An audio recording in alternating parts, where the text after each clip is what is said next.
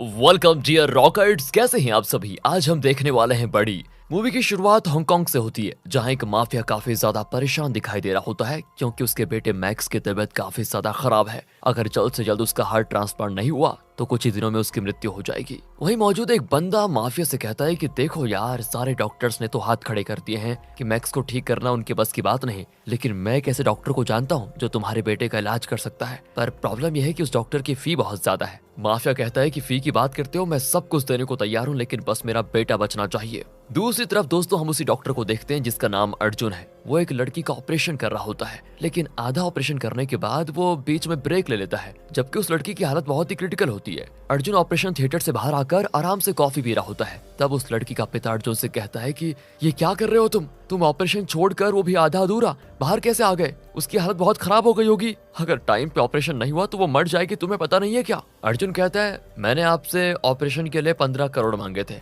अभी तक मेरे अकाउंट में वो आए नहीं, और जब तक पैसे नहीं आएंगे मैं ऑपरेशन नहीं करूंगा। लड़की का पिता दोस्तों अर्जुन के सामने गिड़गिड़ा रहा होता है कि प्लीज मेरी बेटी को बचा लो, मुझे बस कुछ घंटों की मोहलत दे दो, मैं पूरे पैसों का इंतजाम करके तुम्हारे अकाउंट में डाल दूंगा। लेकिन ये अर्जुन नहीं मानता दोस्तों, और अब लड़की के पिता की मुश्किल और बढ़ाने के लिए वो 15 के बजाय 20 करोड़ कर देता है, ये कहते हुए कि तुमने मेरा टाइम वेस्ट किया। दोस्तों अर्जुन को लोगों की जान से ज्यादा पैसा प्यारा है, और लोग उसके पास इसीलिए इलाज करवाते हैं क्योंकि वो अच्छे से इलाज कर देता है। उसके साथ साथ उसे किसी भी बॉडी पार्ट्स की अगर जरूरत पड़े ना, तो चाहे वो कितना भी रेयर क्यों ना हो, तुरंत उस पार्ट का डोनर अर्जुन को मिल जाता है। पता नहीं क्या बात है, लेकिन दोस्तों इसके पीछे अर्जुन का एक काला सच भी छुपा हुआ है। उसे जब किसी भी ऑर्गन की जरूरत पड़ती है तो वो उसकी पूरी टीम दुनिया के सब इंसान का डेटाबेस निकाल कर ऐसे इंसान को ढूंढती है जिसके पास वो ऑर्गन हो, और जैसे वो बंदा मिलता है, चाहे वो अपने ऑर्गन डोनेट करना ही नहीं चाहता हो, अर्जुन के गुंडे उस बंदे का अपहरण कर लेते हैं और उसको मारकर उसके ऑर्गन निकाल लेते हैं। तभी तो दोस्तों अर्जुन के पास चाहे कितने ही रेयर टाइप के ऑर्गन की जरूरत ही क्यों ना पड़ जाए,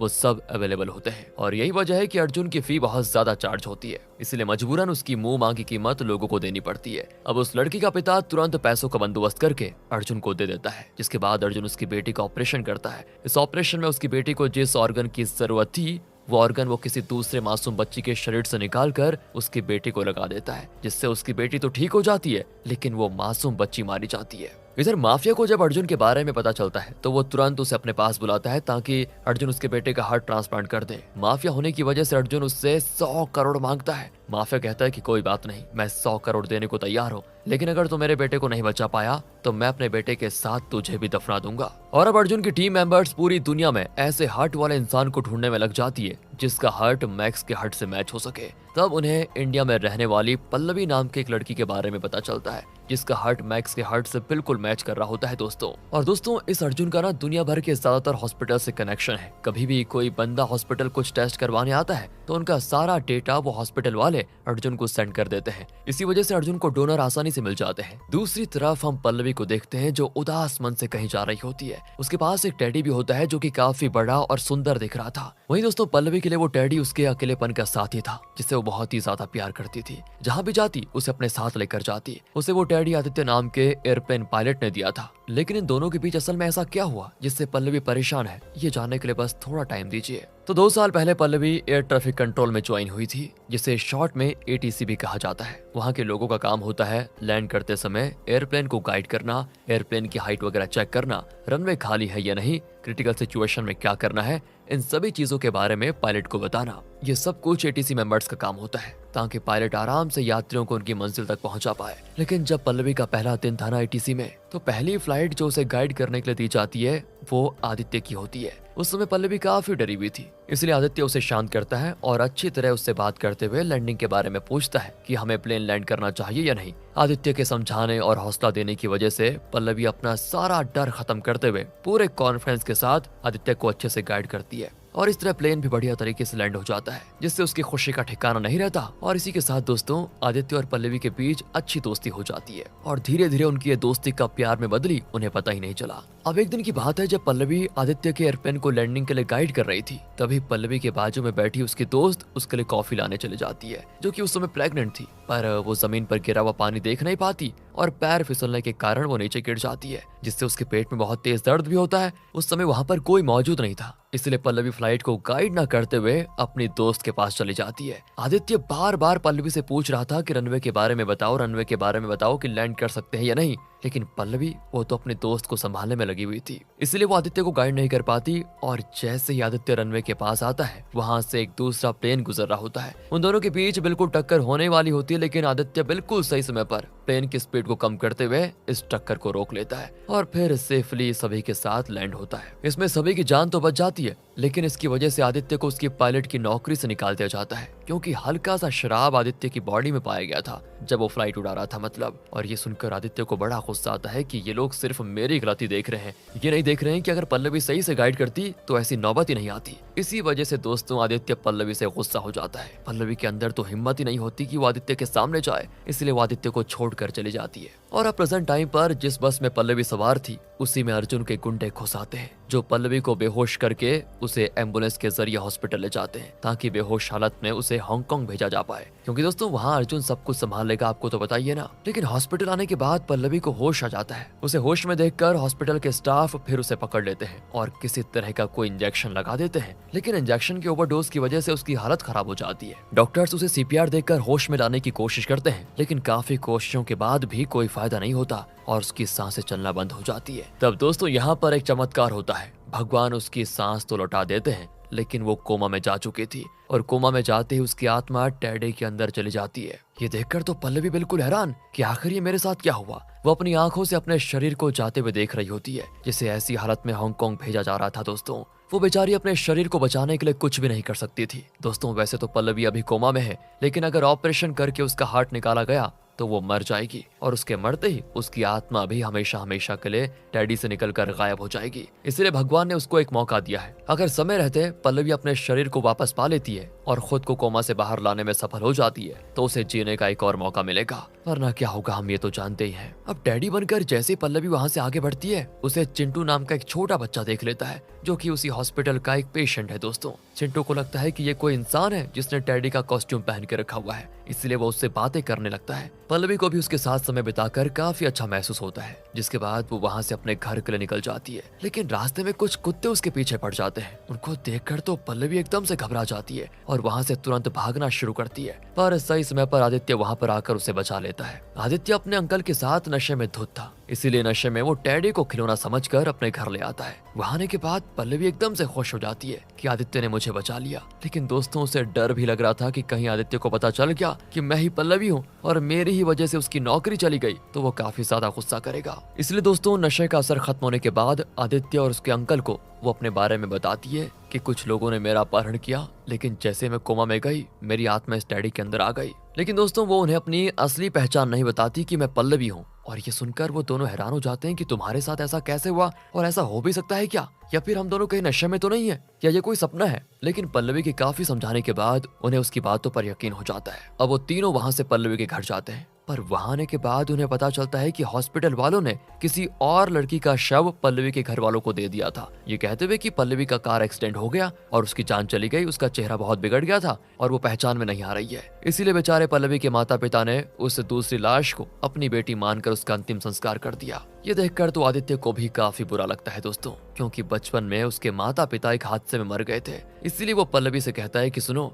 मैं अपने माता पिता को नहीं बचा पाया, उसका मुझे अफसोस है, लेकिन मैं तुम्हें जरूर पहले जैसा कर दूंगा ताकि तुम्हारे माता पिता खुश हो जाए, चाहे इसके लिए मुझे अब कुछ भी क्यों ना करना पड़े। ये सुनकर पल्लवी को थोड़ी उम्मीद मिलती है दोस्तों। अगले सीन में पल्लवी को पता चलता है कि ऑपरेशन के दौरान चिंटू की जान चली गई और हॉस्पिटल वालों ने उसका भी चेहरा बिगाड़ कर उसके शव को उसके परिवार वालों को सौंप दिया। इसीलिए मजबूरन चिंटू के माता पिता ने भी पल्लवी के माता पिता की तरह उसका भी अंतिम संस्कार कर दिया। ये सुनकर आदित्य और पल्लवी दोनों हैरान हो जाते हैं कि ये क्या हो रहा है। जैसा पल्लवी के साथ हुआ सेम वैसे ही चिंटू के साथ कैसे हो सकता है, वो भी एक ही हॉस्पिटल में। इसका मतलब चिंटू का भी पल्लवी की तरह अपहरण कर लिया गया है, जिसे दूसरे शहर में कहीं भेजा गया होगा और उसके बदले किसी दूसरे का शव इनके घर वालों को दे दिया। ये दोनों ही चीज एक ही हॉस्पिटल में हुई है। इसीलिए दोस्तों आदित्य और बाकी उसी हॉस्पिटल में आ जाते हैं ताकि पता कर पाए कि लोगों का अपहरण करके उन्हें कहाँ भेजा जा रहा है। हॉस्पिटल में आने के बाद आदित्य और हॉस्पिटल स्टाफ के बीच काफी जबरदस्त लड़ाई होती है। लड़ाई के दौरान आदित्य को एक डॉक्टर के बारे में पता चलता है और वही डॉक्टर लोगों का अपहरण करके उन्हें दूसरे देश भेजने का काम करता है। अब आदित्य उस डॉक्टर को पकड़कर पूछता है कि चिंटू कहाँ पर है और उसे कहाँ भेजा जा रहा है। तब वो डॉक्टर उन लोगों को एक बंदरगाह पर लेकर आता है, जहाँ कंटेनर में डालकर चिंटू को हांगकांग भेजा जा रहा था दोस्तों।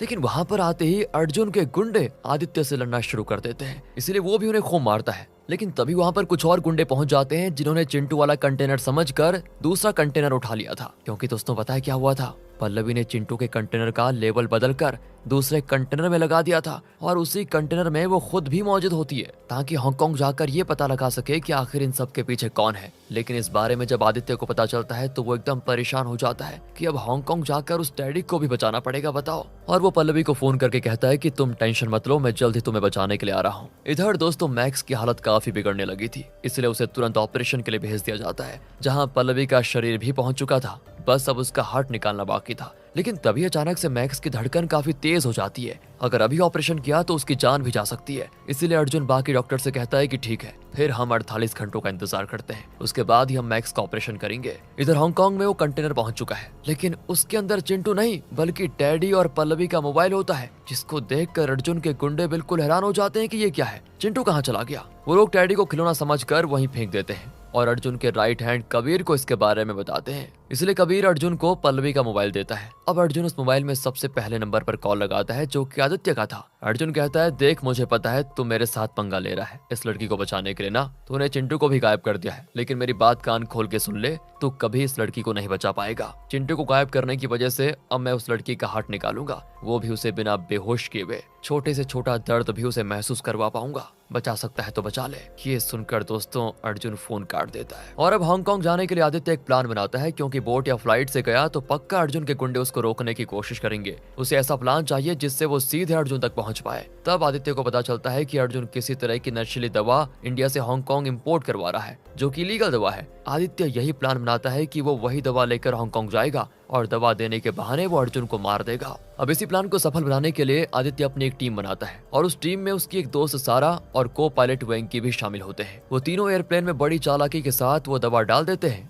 और हांगकांग आने के बाद काफी होशियारी से एयरपोर्ट के गार्ड से भी बच निकलते हैं। लेकिन यहाँ पर ये गड़बड़ी हो जाती है कि वो दवा सिमोन नाम का बंदा आदित्य से लेकर जाता है, क्योंकि ये दवा अर्जुन ने सिमोन को देने के लिए मंगवाई थी। अब आदित्य परेशान हो जाता है कि मैं अर्जुन तक कैसे पहुंचूंगा। दूसरी ओर दोस्तों पल्लवी जब हांगकांग के सड़कों पर घूम रही होती है तो उसे वहां पर अर्जुन के गुंडे दिखाई देते हैं, जो सभी आपस में कह रहे होते हैं कि उस दवा के पैसे रॉयल होटल में आज रात मिलने वाले हैं। पल्लवी को कुछ समझ नहीं आता कि ये लोग कौन सी दवा की बात कर रहे हैं। तभी दोस्तों वो गुंडे पल्लवी को देख लेते हैं, मतलब टैडी को, और इंसानों की तरह उनकी बात सुनने की वजह से उन्हें लगता है कि जरूर टैडी के अंदर कोई इंसान छुपा हुआ है जिसने हमारी बातें सुन ली, इसीलिए वो उसको मारने उसके पीछे पड़ जाते हैं। लेकिन तभी आदित्य आकर वहां पल्लवी को बचा लेता है। अब पल्लवी आदित्य को रॉयल होटल के बारे में बताती है। ये सुनकर आदित्य कहता है कि मेरे ख्याल से वहां पर सिमोन और अर्जुन के पैसों का लेन देन होने वाला है, हमें वहीं पर जाना चाहिए, शायद हमें वहां पर अर्जुन मिल जाए। इसलिए दोस्तों अब वो सभी रॉयल होटल में जाने की तैयारी करते हैं। सारा तो मस्त तैयार होकर आदित्य के साथ जा रही थी और ये देखकर पल्लवी को थोड़ा जलन भी होती है कि मैं तो एक टैडी के अंदर खड़ी हूँ और ये सारा बड़े मजे से तैयार होकर आदित्य के साथ जा रही है, काश उसकी जगह मैं होती। खैर दोस्तों अब आदित्य और बाकी होटल पहुंच चुके होते हैं, लेकिन वहां अर्जुन नहीं होता। उसने सिमोन से पैसे लेने के लिए कबीर को भेजा होता है, इसलिए अब आदित्य डिसाइड करता है कि अब तो कबीर को ही पकड़ना होगा, वही हमें अर्जुन तक पहुंचा सकता है। लेकिन तब अर्जुन के गुंडे आदित्य से लड़ना शुरू कर देते हैं, पर आदित्य कहाँ हार मानने वाला था दोस्तों। वो बढ़िया तरीके से उन सभी की धुलाई कर देता है और कबीर को भी बंदी बना लेता है, जहाँ वो उससे कहता है कि सुन, अर्जुन को फोन करके यहाँ पर बुला, उसके पापों का घड़ा भर चुका है, जल्दी कर। कबीर भी अर्जुन को फोन करके कह देता है कि आपको तुरंत यहाँ पर आना होगा, यहाँ बहुत बड़ी गड़बड़ हो गई है। और दोस्तों अब अर्जुन और आदित्य दोनों आमने सामने आकर खड़े हो जाते हैं। अर्जुन को नहीं पता था कि आदित्य वही है जो पल्लवी को बचाना चाहता है, लेकिन तभी उसके गुंडे आदित्य की फोटो भेजकर उसके बारे में सब बता देते हैं कि यही वो आदित्य है जो आपको मारना चाहता है। ये सुनकर अर्जुन कहता है कि वाह मेरे दोस्त, दिमाग बढ़िया लगाया, लेकिन अफसोस तुम यहाँ तो आ गए, लेकिन जिंदा वापस नहीं जाओगे। उसके इतना कहते ही दोस्तों अर्जुन के गुंडे आदित्य को पूरी तरह घेर लेते हैं, जिसके बाद अर्जुन तो चला जाता है और उसके जाने के बाद सभी गुंडे आदित्य पर फायरिंग शुरू कर देते हैं, जिसमें 2 गोली तो आदित्य को लग जाती है और इसी फायरिंग में कबीर भी मारा जाता है। लेकिन तभी वहां पर पल्लवी और सारा मशीन गन लेकर आ जाती हैं, जो हजारों की तादाद में गोलियां चलाते हुए अर्जुन के सारे गुंडों को मार देती है, जिससे आदित्य की जान बच जाती है। दोस्तों अब अपना प्लान फेल होता हुआ देखकर आदित्य बड़ा परेशान हो जाता है, लेकिन फिर भी वो इतनी आसानी से हार मानने वालों में से नहीं है। वो अपना आखिरी दांव खेलते हुए सीधा एम्बुलेंस को लेकर अर्जुन के हॉस्पिटल पहुंच जाता है, जहां पर अभी मैक्स को रखा गया है। वहां आने के बाद वो गार्ड से कहता है कि हम बॉडी लेकर आ गए हैं, जिसे लाने के लिए अर्जुन ने हमसे कहा था। ये कहने के बाद दोस्तों गार्ड्स भी आदित्य को अंदर जाने की इजाजत दे देते हैं, पर अंदर आते ही आदित्य आदित्य और बाकी सभी गार्ड्स पर हमला करते हुए मैक्स को वहां से लेकर जाते हैं। जिसके बाद आदित्य अर्जुन को फोन करके कहता है कि कैसा लगा मेरा प्लान, मजा तो आया होगा। अर्जुन तो गुस्से में बौखला जाता है। वो आदित्य से कहता है कि मुझसे पंगा मत ले, समझ ले, अब तू देख मैं कैसे उस लड़की को मारता हूँ। लेकिन दोस्तों इससे पहले कि वो पल्लवी को शॉट करता, माफिया अर्जुन पर गन तान कर खड़ा हो जाता है। कहता है मेरा बेटा आदित्य के कब्जे में है, अगर इस लड़की को कुछ हुआ तो वो मेरे बेटे को मार देगा, इसलिए तुम इसे कुछ नहीं कर सकते। देखा दोस्तों, अर्जुन अब बुरी तरह फंस चुका है। इधर एक तरफ से अर्जुन पल्लवी को आदित्य के पास भेज रहा होता है, तो वहीं दूसरी ओर से सारा मैक्स को माफिया के हाथों सौंप देती है। जहां मैक्स अपने पिता से कहता है कि पापा आपको मेरे लिए टेंशन लेने की जरूरत नहीं है, आपसे जो बन पड़ा था आपने वो सब कुछ मुझे बचाने के लिए कर दिया, अब आगे देखो मेरी किस्मत है, अगर मेरी किस्मत में मरना लिखा होगा तो मुझे कोई नहीं बचा सकता। ये सुनकर माफिया की आंखों में भी आंसू आ जाते हैं दोस्तों। तो वहीं अर्जुन का एक गुंडा स्नाइपर लेकर दूर से ही आदित्य पर निशाने साधे हुए होता है। आदित्य को जैसे ही इसकी भनक लगती है, वो तुरंत अर्जुन पर गन तान कर उसे वहां से फ्लाइट में बंद कर देता है ताकि उसे इंडिया ले जाकर पुलिस को सौंप पाए। और अब जैसे ये लोग इंडिया आ रहे होते हैं, फ्लाइट में छुपे हुए अर्जुन के गुंडे बाहर निकल आते हैं दोस्तों, जो आदित्य और बाकियों पर हमला कर देते हैं। आदित्य फिर उनसे लड़ता है, लेकिन वो अकेला था और उसके सामने काफी सारे गुंडे,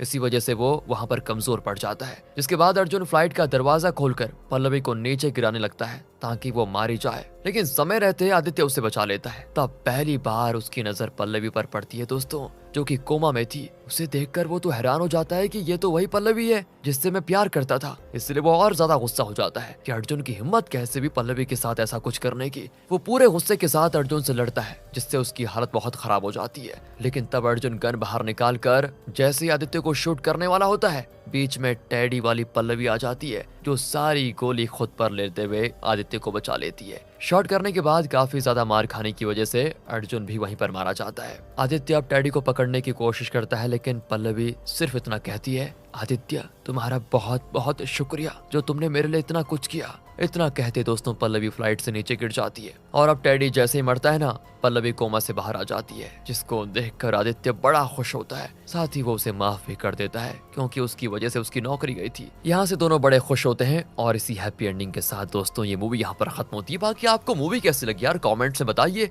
और वीडियो को ज्यादा से ज्यादा लाइक और सब्सक्राइब करें। मिलते हैं आपसे अगली वीडियो में, ध्यान रखिएगा अपना। Thanks for watching.